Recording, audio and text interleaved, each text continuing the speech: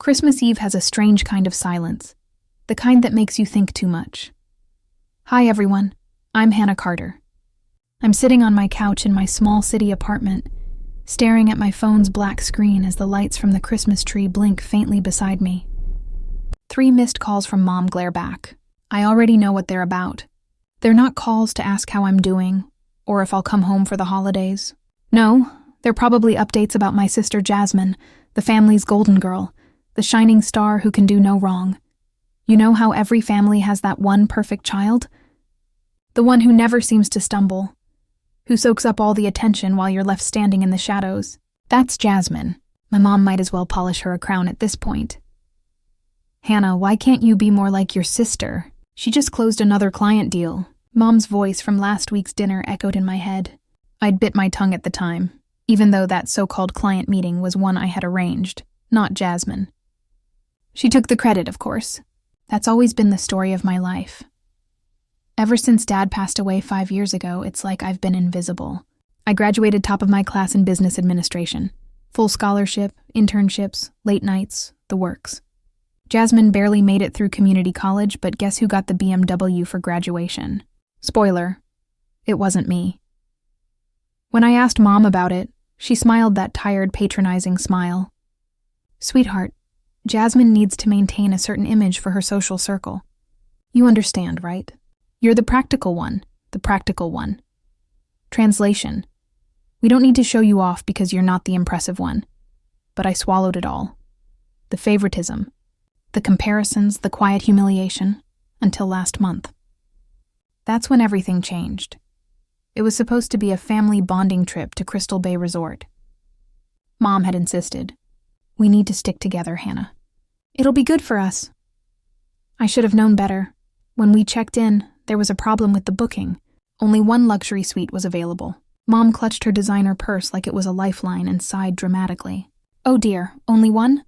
Well, Jasmine needs her rest for tomorrow's charity brunch. Before I could respond, Jasmine smirked, wheeling her expensive Louis Vuitton suitcase toward the elevator. Don't worry, Hannah. The car park has great ocean views. You can't be serious, I said, glaring at Mom. Don't be difficult, she snapped. You know we have to stick to a budget since your father passed. Jasmine's event tomorrow is important. A budget. Right.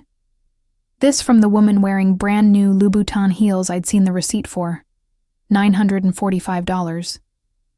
So that night, while Jasmine slept on 1,000-thread count sheets, I curled up in the back seat of my old Honda Civic, wrapped in a blanket with my travel pillow, staring out at the dark ocean. That's when I made a promise to myself. No more being the family. Doormat. I flipped open my laptop and started drafting a business plan I'd been too afraid to pursue. A tech startup focused on financial security systems. Something my dad would have been proud of. I worked through the night, coding until my fingers ached. The next morning, Jasmine floated through the hotel lobby in a sundress worth more than my rent. Oh my God, Hannah, you look awful. Is that what you're wearing to brunch? Actually, I have work to do, I said, hugging my laptop close. Always the boring one, Mom sighed. This is why you'll never get anywhere, Hannah. You have no connections, no charm. You just work. If only they knew. I'd been coding in secret for years, quietly building something they couldn't even imagine. Let them think I was the dull one, the quiet sister, the overlooked one. That was my advantage. Another call buzzed on my phone now. A 4th missed call from Mom, probably about Jasmine's New Year's gala appearance, where she'd once again be paraded around like a trophy. I set the phone down and smiled to myself. They had no idea that while they obsessed over appearances, I'd been busy creating something real. Dad used to say, success is the best revenge. He also taught me to watch, to wait, and to know exactly when to strike. And for 5 long years I've been watching. Every manipulative move, every stolen credit, every fake smile. They think I'm quiet. They have no idea how loud I'm about to get. Weeks later, at the office, I stayed late working through quarterly reports.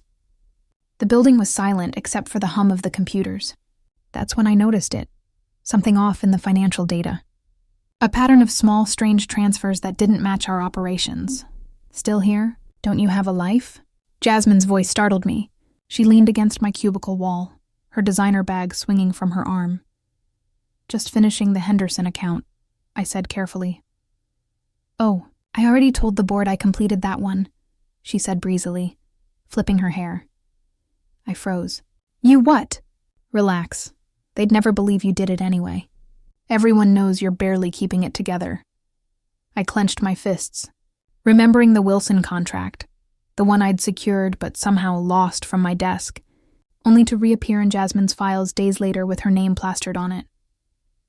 When she finally left, I stayed behind and started digging. The deeper I looked, the uglier it got.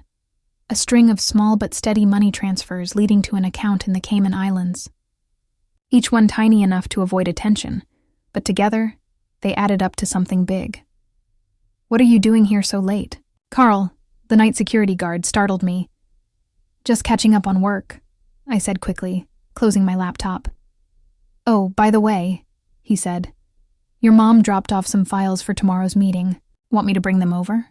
I nodded, my heart racing. When Carl left, I opened the folder, and my stomach dropped. Inside were records of consulting fees and expense reports, all signed by Mom and Jasmine, fake trips, fake clients, and shell companies. They'd been draining Dad's business for years, covering their tracks perfectly. Until now. The next morning, Jasmine strutted into the office, latte in hand. "Emergency board meeting in an hour," she said smugly. "Try not to embarrass yourself this time." During the meeting, Jasmine performed like she always did, parroting my research and taking all the praise. "Excellent work, Jasmine," Mom beamed. Then she turned to me. "Hannah, please try to stay awake during these discussions." I kept my face calm, pretending to doodle while secretly recording every word. Then Mom dropped her bombshell. "The board has raised concerns about irregularities in the company's expense accounts. Hannah, care to explain these charges?" She slid a document across the table. I scanned it. Fake purchases, perfectly forged. "These aren't mine," I said, my voice shaking. "The evidence says otherwise," Mom replied coolly. "Really, sis?" Jasmine chimed in. "A shopping spree on the company's dime? Dad would be so disappointed."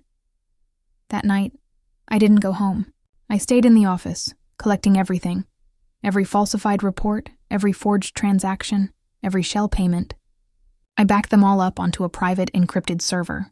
5 years of their fraud, neatly organized and time-stamped. My phone buzzed.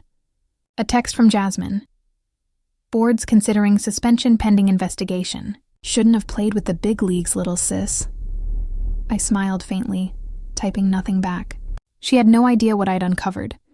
No idea that I'd followed the same lessons Dad had once taught me. How to trace hidden money trails. Another text came from Mom. "Family dinner tomorrow. We need to discuss your future with the company. Perfect. Let them think they were still in control." They had no idea that every file they'd deleted, every email they'd buried, every shady transfer they'd hidden. I had it all. A few weeks later, I sat in a sleek, glass-walled conference room across from Mr. Thompson, CEO of one of the largest tech firms in the country.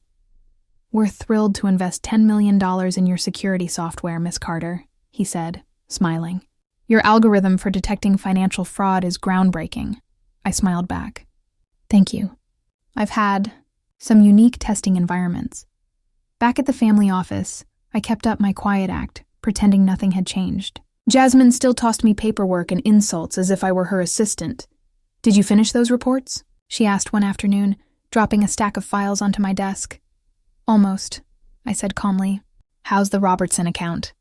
"Closed it yesterday," she said proudly. "Mom's throwing a dinner to celebrate my promotion to COO tonight. Try to look halfway decent for once." That evening at LeBlanc, our family's favorite restaurant, the performance began. "A toast to our new chief operating officer," Mom announced, raising her champagne glass high. "Jasmine, darling, your father would have been so proud." "Thanks, Mommy," Jasmine said sweetly, basking in the spotlight.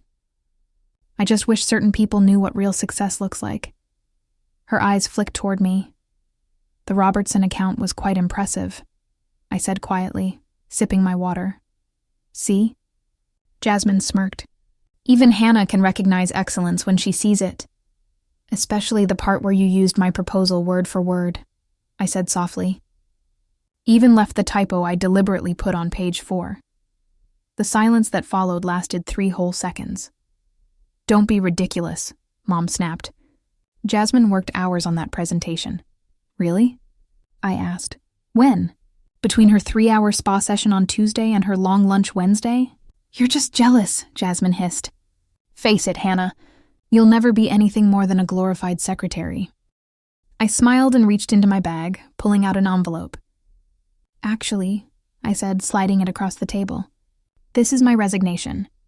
The laughter started immediately. Resignation, Jasmine scoffed to do, what Mom's voice dripped. With mock concern, where will you go, Hannah, who would even hire you? I stood dropping cash on that edible for my untouched. Meal, thank you, both for making everything so clear. Over the years, congratulations on the promotion, Jasmine. I'm sure you'll do exactly what you deserve. As I turned to leave, Mom's voice followed me running away again, typical Hannah always. At a appointment in my car. I checked my phone, another email from my investor's contract ready for signing office. Space secured at home, I added tonight's dinner conversation. To my evidence file, let them laugh, let them think I was slinking away in defeat. Everything was proceeding exactly as planned. My phone buzzed again with a text from Jasmine. Pathetic attention grab comeback when you grow up, and another from Mom, your father would be ashamed. I looked at the photo on my desk, Dad and me at my college graduation. Don't worry, Dad, I said softly. I've learned exactly how they operate, and soon everyone else will too. The next morning I moved into my new office. My team was already hired, my software patent pending, and my first major client was ready to sign. Later that week, a headline splashed across my tablet screen as I sipped coffee in my corner office, breaking any of us Carter Industries. Executives charged with embezzlement, mother-daughter due accused of stealing millions. My anonymous tip had spiraled into a full federal investigation. The evidence I gathered over years proved invaluable to forensic accountants. Miss Carter, your mother and sister, are in the lobby, my assistants. Voice crackled through the intercom security. Knows what to do, I replied, without looking up my phone, buzzing nonstop. Please, we need to talk. They're freezing our assets. Jasmine, your sister made mistakes. But we're family, just F5 minutes, Mom, I forwarded. The messages Tommy lawyer without. Responding let them feel what it's like to be ignored. The society pages were particularly entertaining. Prominent socialite De Carter and daughter Jasmine removed from charity board. Carter family scandal rocks business community, former Selah Jasmine. Carter seen leaving court. After assets. Frozen, you've ruined us. Jasmine's voice cracked over the phone when she managed to get through on an unknown number. We're nothing now, are you? Happy, actually, I am Karma's. Funny that way with your family, she pleaded. Family doesn't make their daughters sleep in a car, I said. Family doesn't steal credit for her work. Family doesn't frame someone for their own crimes. We've changed. She whispered, we need you. No, you need my money. There's a difference. I hung up and blocked the number. Through my office window, I watched the sunset. Paint the city skyline gold. On my desk sat a framed news article. Rising Tech. CEO Hannah Carter's security system revolutionizes fraud detection. My phone buzzed one last time. A text from Carl, the old night security guard, saw the news. Your dad would be proud. I smiled. What would you do if your own family had systematically destroyed your life while stealing millions? Would you expose them immediately? Or would you do what I did, gather evidence of building your success in secret?